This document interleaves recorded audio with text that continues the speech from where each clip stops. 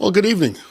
Another episode of the Toxic Reality Show. I'm your host, Gordon Nathaniel, bringing you another episode. And this is a special request.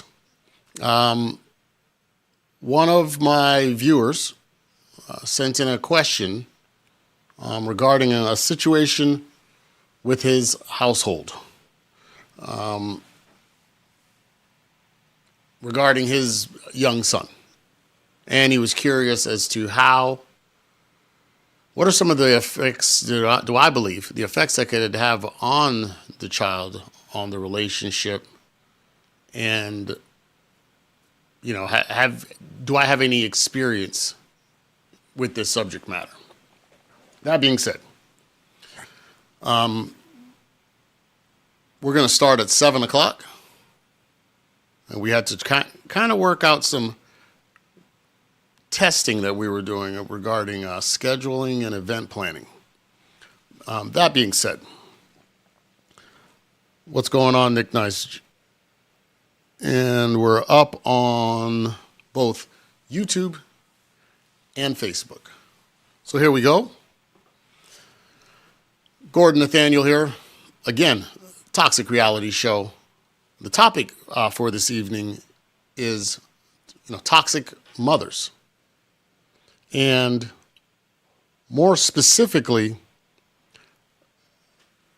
when bringing a stranger, boyfriend, into a home,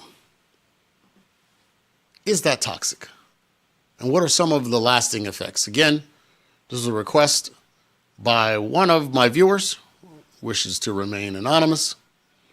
But the question was, let me look at it again. Do I have any experience, lived experience, with this subject? Gordon,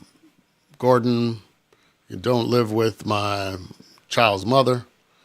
Recently, my son notified me that he came home and his mother was like, hey, so-and-so lives with us now. Say hi. So the boy came home to a stranger in the home, which is apparently mommy's boyfriend, and sleeps in the room with mommy, according to the child. So, and again, he asked if I have any lived experience. Okay. Michael Muhammad, I can only like and share. My country doesn't allow me anything else, bro. Love the show. Thank you for the love, Mr. Muhammad. So let's get into it. I'm going to open up, be a bit personal about my own lived experience. Okay? I was raised by a single mother. Okay? So when you hear people like, oh, Gordon, how can you talk so badly about single mothers? Your mama was black. How can you hate black women? Okay. Let's talk about the experience. Because once again, and I've said this numerous times, and even in certain cultures, it's okay for the boy to be under mommy's skirt up until he's 6, 7 years old. At that point, it's time to be with his dad full time to learn how to become a man, work the farm, go through the initiation or the rituals of the tribe, whatsoever. But at 7 years old, it's time to learn how to hunt, how to protect, how to shoot, how to hunt and gather. These are the things that you learn at about 7 years old, and why I fully support, and I wish the courts would do this, is especially boys. I can't speak on behalf of little girls because, well, I'm not one. But I can only tell you about my experience as a male. And I hope that many of you like and share, tell a friend, because, this is going to touch somebody, because at least in certain communities, 65% of the children are raised in single-family household. That's a demographic for Black America. In Jamaica, that number is over 85%. Amongst white Americans, I believe the number is like 35 to 40%. So this is an epidemic that's hitting this country, and there are effects, tangible statistics that follow what happens when a child is raised by a mother versus what are the tangible statistical outcomes when a child is raised by a father. So, my experience, to the best of my knowledge, I know of 3 or 4 boyfriends that my mother had. And we define boyfriend as you've seen this person. When they were introduced to me, there was already a relationship established, right? So about 3 or 4. And out of the 3 or 4, I only liked one. And why did I? Because this man took the time to establish a relationship with me. We lived in a townhome. Townhome was 2 stories. And the bedrooms, it was a 2-bedroom townhome. And I stayed up in the 2nd floor, and my bedroom shared a wall with my mother's bedroom. And these walls were not thick. So I remember this one gentleman that she was dating for a while. I was going to bed, and I stood at the top of the steps thinking, she's up here begging this dude to come to stay tonight. And I'm like, no. And I'm like, so I'm sitting there at the top of the step. And she's like, just stay, it's late. You don't have to be driving this late, blah, blah, blah. And he said, I'll never forget. He was like, I'm not staying here until I have a relationship with your son. I'm not just going to do that to him like that. A boy growing up, this is very fragile, and he can't think that anything negative about you, because I don't expect him to really like me. And I'm sitting up at the top of the steps. You dang right. Hit the road. Get out. That's the smartest thing you done said all night. Right?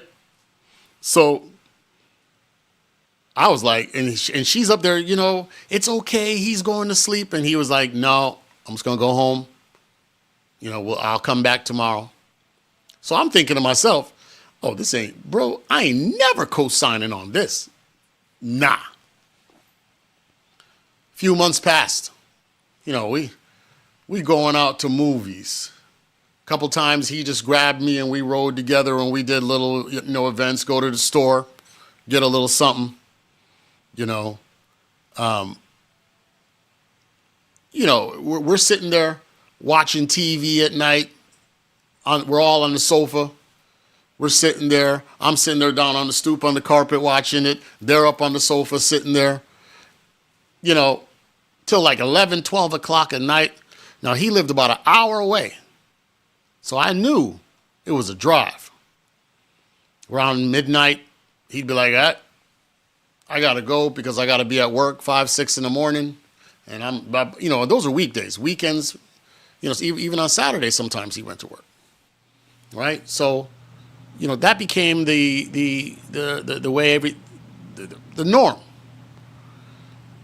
I would say about a number of months, at least 3, 4 months passed of seeing this man 3, 4 times a week, sometimes twice. But he would come, drive in, have dinner together. We talk, we joke, we laugh. We're watching TV, watching movies. Even reminiscing about it, it brings happy thoughts to me. At this point, I was middle school, right? Maybe late elementary, early middle school. Anyway, one night, it was about midnight, 1 o'clock in the morning. We were watching TV and just laughing and joking. And he's like, "Oh gosh, I gotta get up. I gotta be at work and I gotta wake up in 3 hours." And I was like, I looked at the clock. I said, "Oh." And I was like, "Well, we're supposed to be going out tomorrow anyway. I know you're only doing a half day." And I said, "Why are you driving all the way back? Why don't you just stay here?" He looked at her She looked at him. They both looked at me. They're like, you okay? I was like, look, I'm tired. I'm going to bed. Went upstairs, laid my head on my pillow, passed out. I'm sure them two were down there doing the yay dance, right? But at that point, this man had built a relationship with me. You understand? I don't want to say the viewer's name, so I'm just going to say John. This man built a relationship with me. He put the time in with a single mom with a young boy. Respected the boy to not jeopardize that relationship. Now go, play it forward, right? I remember I dated a single mother later on in life before I became aware and wise of why you shouldn't. I remember I would hide in her closet. And I would take a picture, like a selfie, and send to her. I'm in the closet, and then I would hear the door open like 15 minutes, 30 minutes later, because she would leave the back door open. And I would go sneak up into the master bedroom and stay there. And she, from the onset of the relationship, was like, why don't you just spend, they're kids. And I was like, nope, I am not. I said, that young boy, she had probably at the time, 11-year-old son. I don't know. Right? I'm making up the age to protect the identity of the innocent. That being said, he was a little younger. But I was like, I knew how I felt. You see what? And this message is for not only for men, but I'm gonna make this, open this up to speak to the single mothers too. The masculine identity that is formed at an early age of a boy, we pedestalize our mothers. Because like a few hundred years earlier, when dad would go off to war, he would say to his then 5-6-year-old son, you are the man of the house now. These are things that are ingrained in our DNA, right? We know we protect house. We become the man of the house. So I was not going to come into this woman's son's life, his world, and say, get out the way, I'm the man now. You cut that kid. You hurt him. I knew how I felt, and I was like, I'll be damned if I'm going to do that to somebody else. I didn't like it. My mom had a boyfriend over one time. He didn't spend the night, and I ain't like it. I don't want no man in my house except me or my daddy. Right? Nick says lesson learned. But a mother that allows a man, Nick, you're absolutely right. A woman that allows a man to just come in, a stranger to the child. She doesn't have respect for herself. And she sure ain't got no respect for that boy. Because if you understood, but again, so many of these modern women are conflicted with understanding masculinity. It's foreign to them. But here's what I've learned. Let's talk about my experiences with my father, John. Let's give both sides. Be honest with you, brother, I didn't care who or my father. I think my father may have run through maybe 6, at least, women. Didn't care. As a boy, hey, nice to meet you. Yeah, that's nice. Okay, great. Back to flipping the channel. And it wasn't like I felt angry or any kind of animosity to these women because I was thinking, no one but my mother. No. And to think and process about it now, I didn't care how many women my dad was with. I was in the living room watching TV. Didn't care. But my mother? No. I didn't like that. I didn't like that at all. So, I'll never forget an example. Because, my father, sometimes, he getting frisky with the girl And I'm over here, and he's like hugging on her and whatnot, and she'd be like, "No, your son is here. Your son is here." Even they had enough respect to say, I don't want him thinking all women are fast like that. Even though she wanted to. But it was because I was there. And so many, and I've been there before. I've been with a number of single mothers. And they're so quick to get it on with the child there, and I'd be like, "Hey, we gotta chill. Your kid's in the next room." I'll never forget about last year. This woman gonna invite me over, and I said, "Hey, your 15-year-old boy sleeps next door to you, right? It's in D.C." And she's like, he's in his room, and he's smoking. She let him smoke weed. 15, 16-year-old. But anyway. And I'm like, "Man, I don't want him hearing anything. That's kind of jacked up." She's like, "He doesn't care." I was like, "He doesn't care. What if he hears something?" She's like, "He's not like that. He doesn't care." Okay. I'm like, "All right." He got headphones. This is how y'all got down. He plays video games.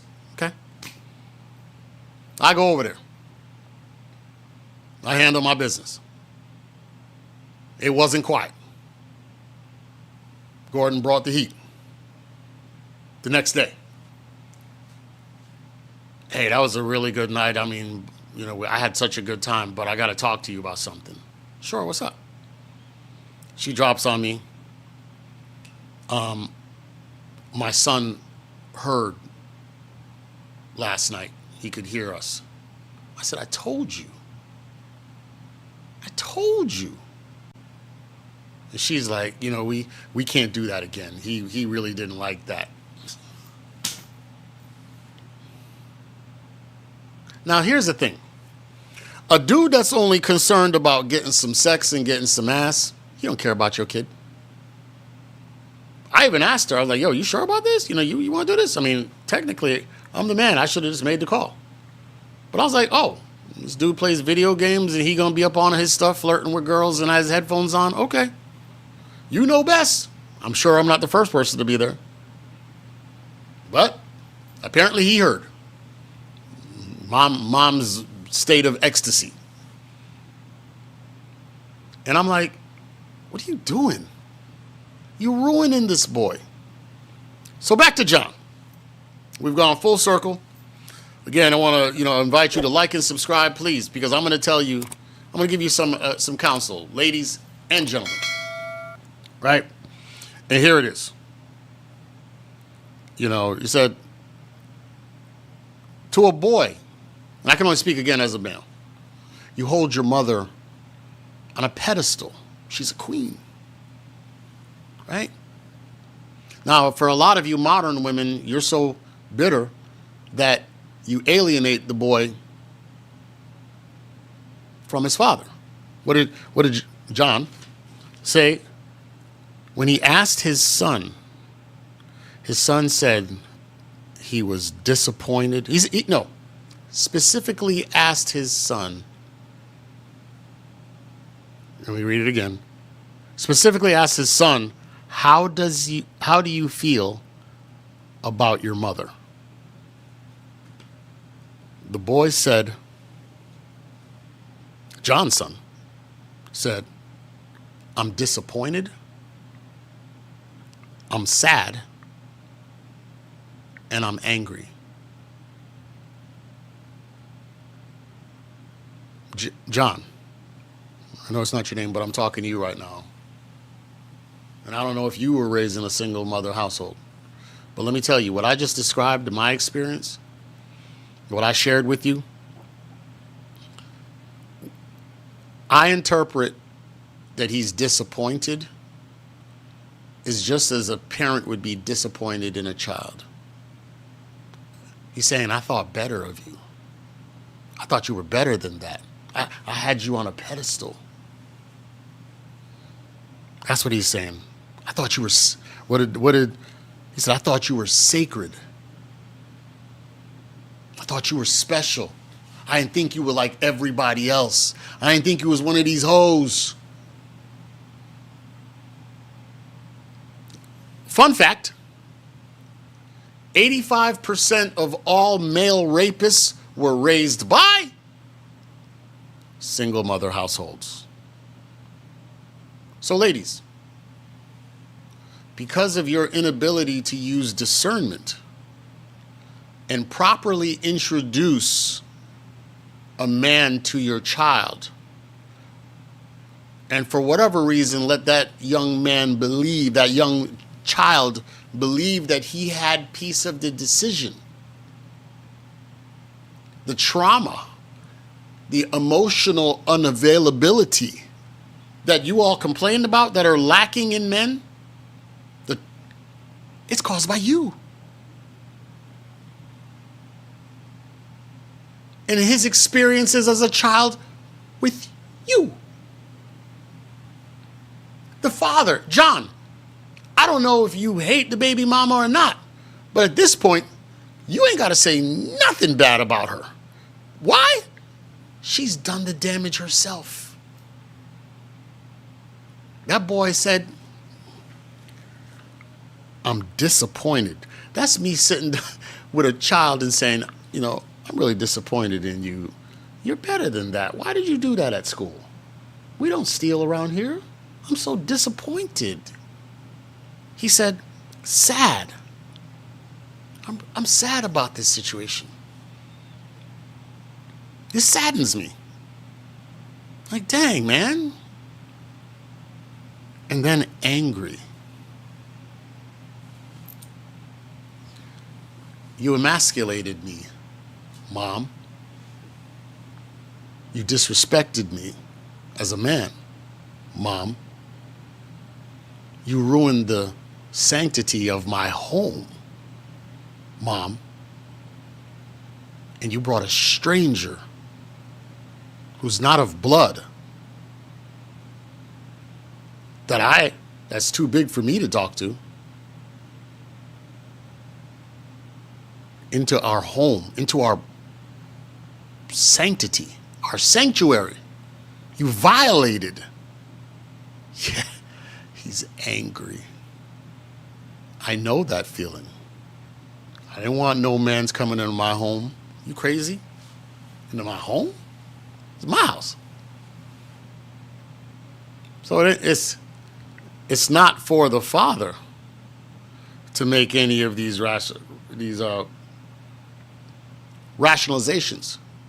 All you could do, John, is love your boy up. If you've been through that experience, talk to him about how you felt. And more importantly than not, you got to nip it in the bud. You can't have that boy growing up thinking all women are just like his mother. Because what does that turn into? Anger. Hatred towards women. My most holy of holy wasn't ish, so you ain't ish. But here's what happens with many boys, and I'm speculating now. The relationship with the father is strained, so although he is disappointed, sad, and angry, he ain't got nobody else. So he has to ride with mom, and then he grows up thinking, I'm going to rescue the next girl who's in this situation. I'm going to be Captain Save 304 and save another baby mama, because if a good dude stood up and was there for my mom, things would have been better. I saw my mom struggle. I saw she had it tough. She had to raise me the best she could. And I'm going to be that guy. I'm going to be Robin Hood. I'm going to save the day. And all of these boys, I went to therapy. Therapist said I had boundary issues. Captain Save-A-Ho syndrome. Where does that come from? Being raised by a single mom. Every woman, and it's funny, I was invited onto a chat with other male manosphere podcasters. And the conversation was, how many of you have been raised by single mothers? Almost 90% of the guys that are out of 20 were like me. How many of you have rescued or tried to rescue women or single mothers? Everybody in the dang room. What does that mean? This single mother raising a boy stuff. Boys are missing out on the masculine component and turning into rescuers of broken women, who thereby reinforce anger, disappointment, and sadness towards all women, because who is a boy's first love? His mama. And for many of these boys, the first person to disappoint them, to sadden them, and to give them anger is their first love, their mother.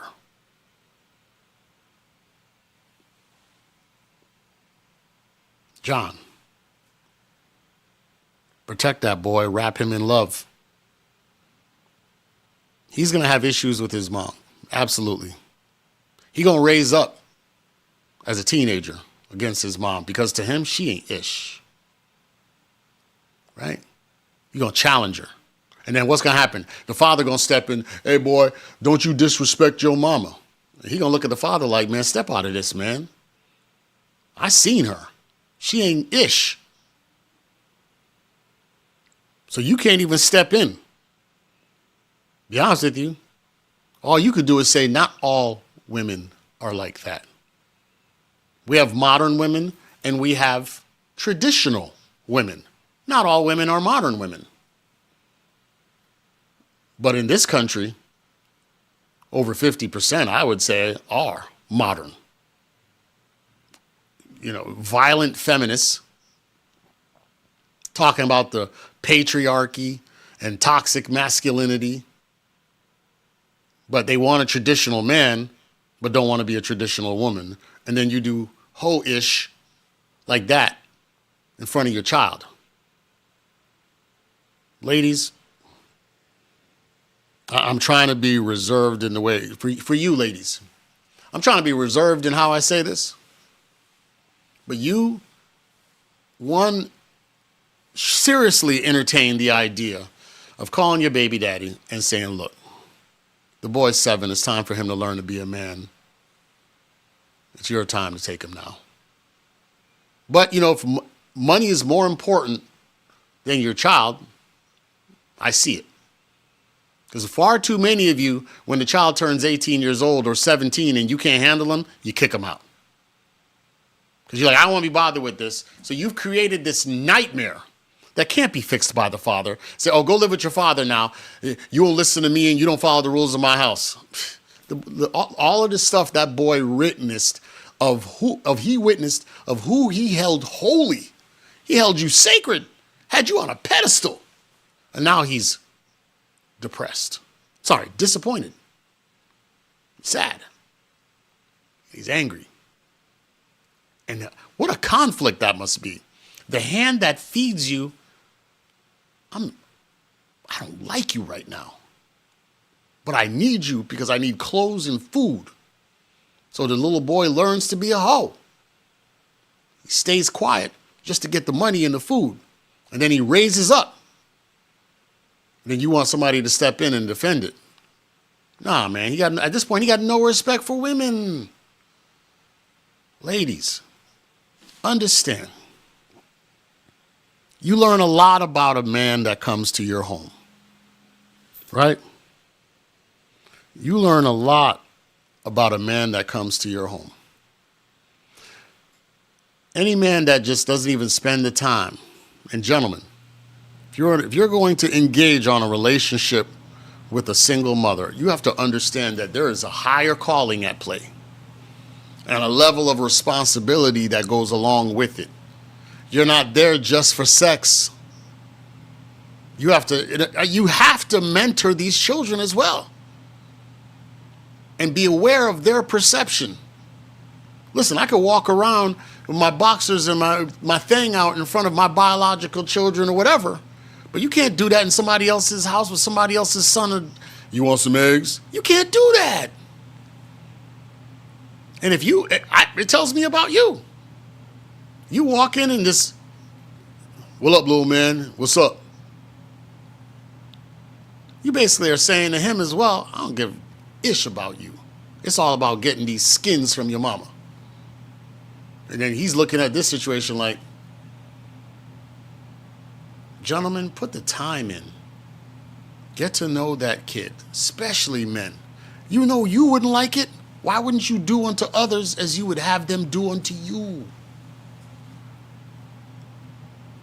There's no guarantee. Statistically, these relationships these days have a minimum marriage 50%. The second relationship after marriage goes up to 65. And then the third time it's at 75%. Look, for all intent and purposes, this thing is going to end anyway. Why are you going to destroy a child? For the little girls, I'm sure they see men coming in and out the house. This is normalized behavior. So they grow up, become pregnant teens because they're used to their mama bringing men in and out. What does the boy learn? Well, this is what mom does. Either I don't want to be a man, or because mom's saying all men are dogs, they cheat, this, that, and the other, so the boy don't want to be a man, or he's a straight womanizer. Because at the same time she's talking all this stuff about how men are horrible, she's also saying, but not my baby. He's so handsome. He's a good-looking man. He gonna make a good husband. So the girls are learning men ain't ish and take their money, and the boys are learning rescue women. Clash. Men, I do not support most single mothers. She's got her head screwed on right. She's one of those rare exceptions, a widow, or she understands the vital role that you serve and she wants to be traditional, and you to be traditional, that's an exception. She wants to sign a prenup, even though that don't really protect you, but so be it. She's willing to do all these things to say it's not about fleecing you in court and taking half when she's strong and independent, but she needs child support. Just saying. Right?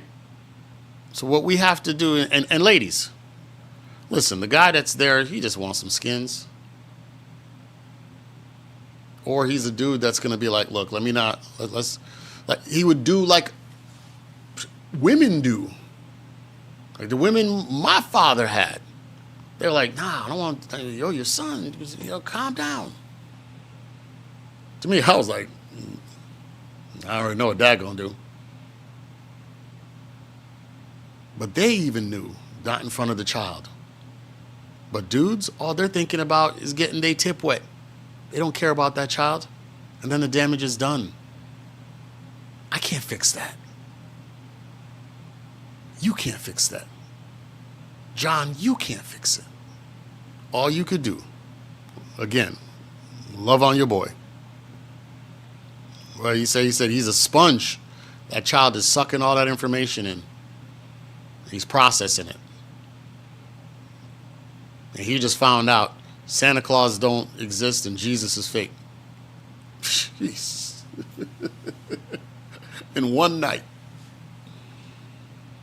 Ladies, you have to protect that fragile, masculine ego. Your little man is a man. You have to be a good mother. Say women can't raise boys. Boys can't learn life skills from women. This is true. If you want to go out there and be on the penis carousel, release the boy to his father. I'm sure most boys don't care if their dad is hopping from girl to earl, but when it comes to their mother, mom's sacred, man. You could tell, how many fights at school was because somebody said, your daddy ain't ish. Nah, but you say something about my mama? Many a fight, many a war. Cleopatra. It goes back thousands of years. When it comes down to a woman, dudes are ready to go to war. And how do you fight when you yourself, and John, this is the thing, I'm asking you to put yourself in the situation. How do you counter that when he holds you can't say, and you better not say to him, your mama is a 304. You can just say, not all women are the same. And I don't want you to think grandma's not like that. Right? I mean, that's why boys don't need to see this, and that's why boys need to be raised by their fathers so they don't see that. If you had waited till 7 years old, turned the boy over to his father, he would never have seen it. And then even and this has got to be said, we got to communicate in couples, people. John, I don't know what relationship you have, but what's up with your baby mama not even calling you and saying, hey, just going to give you a heads up. I've been serious with this young man, and, we're trying to take it to the next level. So, while he's with you, why don't you just let him know when he comes home that we're going to do. Okay. And bruh, don't go off on the dude. He ain't got nothing to do with this. This is about you, John, you and your baby mama. Y'all got to communicate stuff like this. And just mutual respect. John, you the father. She the mother. Y'all got to be able to work. And even if you don't like it, John, I don't know whether you care and want to be back with your baby mama or not. But this isn't about that. It's about your child. And courtesy as a parent to say, hey, all right, I'm going to talk to him about it. And then all you say is, hey, man, how do you feel about relationships? What if daddy was to have a girlfriend and she decided to move in? Would you be okay with that? Try to soften him up. Y'all should be working as a team. You don't blind date him. Golly. I mean, and we wonder why so many boys raised in single mother households have trauma. And we wonder why 85% of rapists were raised by single mothers. We wonder why 70% of the males in jail were raised by single mothers. These boys are, like your son said, John, he said, they're disappointed, they're sad, and they're angry. So, Kings, that's long enough for one night. When we post this, or when I post this, I want you to write your comments in, and let me know your opinion. And of course, info@Toxic Reality Show. Feel free to send an email, like John did, regarding a certain topic, and I'm happy to discuss it.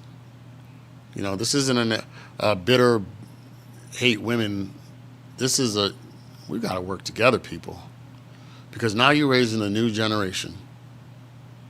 The child was blindsided. John, you were blindsided. No time to. I mean, obviously, she clearly has no respect for you as the father. But she's cutting off her nose to spite her face. Because at the end of the day, that boy ain't going to be one bothered. And I just pray he don't get violent on some girl when he dates later. Because that's where this comes from. Right? We go out there and rescue single mothers because we were raised by single mothers. Your mama's a fat girl. I bet you $900 to donuts, you attracted to fat girls. Surprise. That's your norm. One of my favorite quotes from Silence of the Lambs. Hannibal Lecter said to Agent Starling, he said, "We covet those things we see every day." When he's talking about Wild Bill wanting skin, it means that he was seeing women every day, and he wanted to be a woman. He was surrounded by women as a seamstress, I believe. So he sees women all the time and he covets them. Same thing with little boys, any child. You put somebody in a neighborhood where all they see is single moms, that's what they're used to. And the cycle completes and continues. And it goes around in a circle. Hurt boys, having children, single moms, hurting the child, alienating the father, and the cycle continues. Okay, that being said, please listen. Gosh, what's wrong with me? Next week, I want to talk about this Tayana Taylor and Iman Shumpert and talk about divorce. How this brother, she got to keep everything that was hers. A Maybach, a Sprinter van. He got to pay $8,000 a month, had to stroke a 7-figure check, and he got to pay for all medical and tuition. And she makes more money than him. The system's broken. And also, I'm going to be talking about 3 candidates in the presidential race, and 2 of them that you shouldn't vote for. Obviously, we got Joe Biden in the race. We got Donald Trump. The 3rd candidate is who I want you to vote for and has your best interests at heart.